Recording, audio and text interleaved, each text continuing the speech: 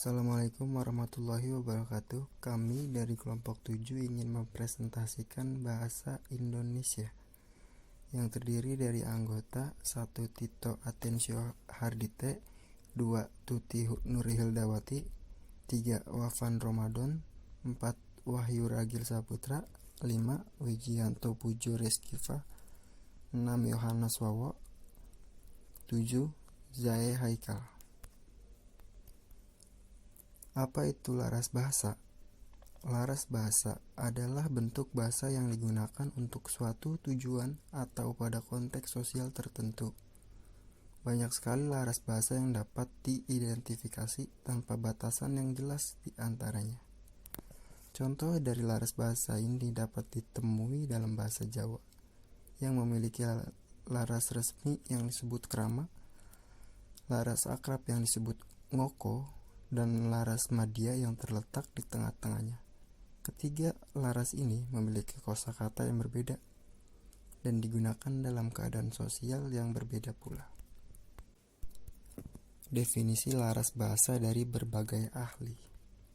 1. Ure dan Ellis telah menyatakan pada tahun 1977 bahwa laras bahasa adalah jenis pencorakan bahasa yang kerap kali digunakan dalam bentuk sesuatu situasi komunikatif. 2. Zaaba tahun 1962 menerangkan laras ialah rupa susuk bahasa yang dipakai apabila bercakap atau mengarang, yaitu tentang perkataannya, ikatan ayatnya, jalan bahasanya, cara susunnya, atau berbentuk peribahasa. 3. Halliday pada tahun 1968 mendefinisikannya sebagai variasi bahasa berlainan berdasarkan fungsi atau dengan kata yang lebih mudah laras berubah mengikuti situasi. Beliau mendasarkan perbedaan laras yang digunakan kepada dua faktor, yaitu penggunaan dan pengguna.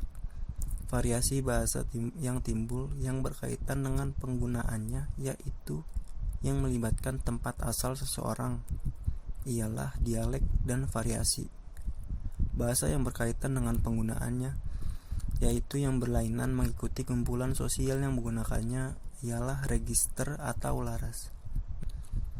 4. Naomi S. Baron pada tahun 1979 mentakrifkan laras sebagai variasi linguistik yang ditentukan oleh keadaan sosial yang wujud pada ketika tertentu. 5.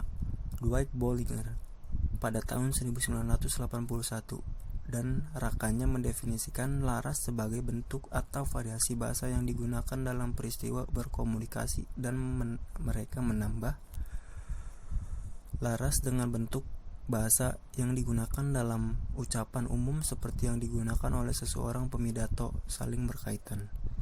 6. A. Wilkins 1982 mentakrifkan laras sebagai satu gaya bahasa yang berhubung kait dengan pekerjaan. 7. Nick Safiah Karim pada tahun 1982 bersependapat dengan Halliday karena setiap anggota masyarakat akan menggunakan beberapa laras yang berbeda mengikuti keperluannya. 8. Brian Seaton pada tahun 1982 mengeluarkan pendapat bahwa laras ialah satu variasi bahasa yang wujud daripada situasi yang berlainan seperti umur, jantina, dan tajuk percakapan.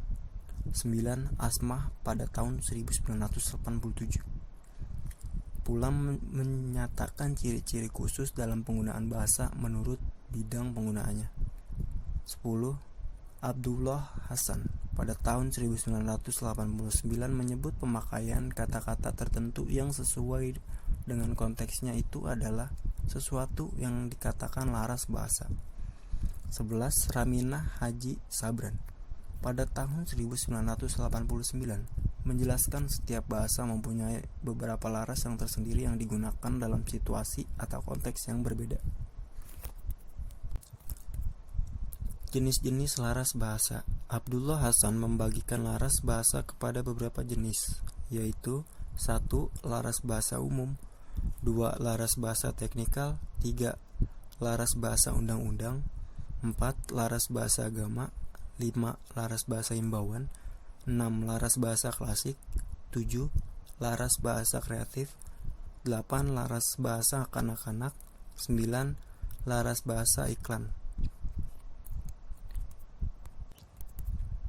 Contoh yang akan diulas lebih dalam oleh kelompok kami adalah laras bahasa teknikal dan laras bahasa sastra.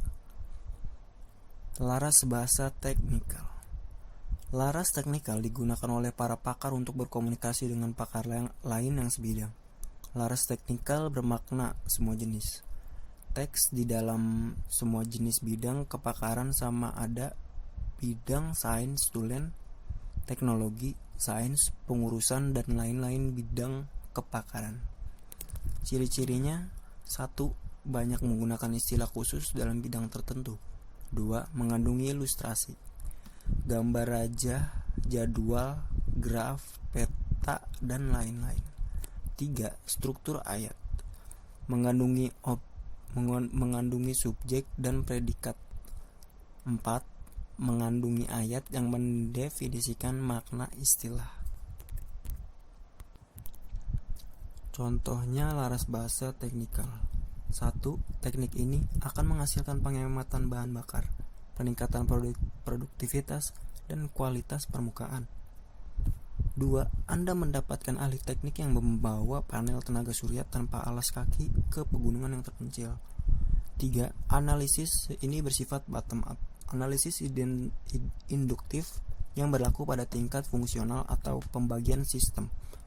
Pada tingkat fungsional, jenis kegagalan diidentifikasi pada setiap fungsi di dalam sistem atau komponen peralatan yang biasanya dibantu dengan diagram blok untuk analis per komponen. Jenis kegagalan diidentifikasi untuk setiap komponennya, seperti saluran, penghubung, resistor, atau diode. Jenis kegagalan dengan efek yang identik dapat dikombinasikan dan dirangkum. Laras bahasa sastra. Laras sastra adalah bahasa yang merupakan hasil dari cetusan kreasi, imajinasi, dan pengalaman. Bahasa sastra adalah penghubung antara sesama anggota masyarakat dalam kegiatan sosial dan kebudayaan. Tetapi gaya bahasa dalam kesusastraan berbeda dengan bahasa yang digunakan dalam percakapan sehari-hari. Kesusastraan itu sendiri merupakan pengucapan atau tulisan yang tergolong dalam jenis kreatif imajinatif. Ciri-ciri bahasa sastra: 1. Bersifat figuratif, penyimpangan makna daripada bahasa biasa. 2. Mementingkan pemilihan diksi berkesan dan bahasa tersirat. 3. Ada unsur seperti metafora, kiasan, imajan, personifikasi, dan hyperbola. 4. Bernada puitis dan bersifat komunikatif. 5. Bersifat konotatif. Konotatif itu adalah kata yang memiliki pengertian tambahan atau arti sekunder di samping arti primernya. Contoh laras bahasa sastra. Yang pertama itu pantun. Yang bersajak abe-abe. Contohnya seperti ini. Jalan-jalan ke rawa-rawa, jika capai duduk di pohon palem. Beli hati menahan tawa, memakai katak, memakai helm. Yang kedua, puisi yang berjudul Teman Sejati. Seorang teman adalah seseorang tertawa dan menangis dengan inspirasi. Seseorang yang meminjamkan tangan membantu, meskipun teman-teman mungkin tidak selamanya, dan mereka tidak mungkin berakhir bersama-sama. Kenangan persahabatan sejati akan bertahan selamanya. Seorang teman bukanlah bayangan atau hamba, tetapi seseorang yang memegang sepotong seseorang dalam hatinya. Seseorang yang berbagi senyum, seseorang yang mencerahkan hari Anda.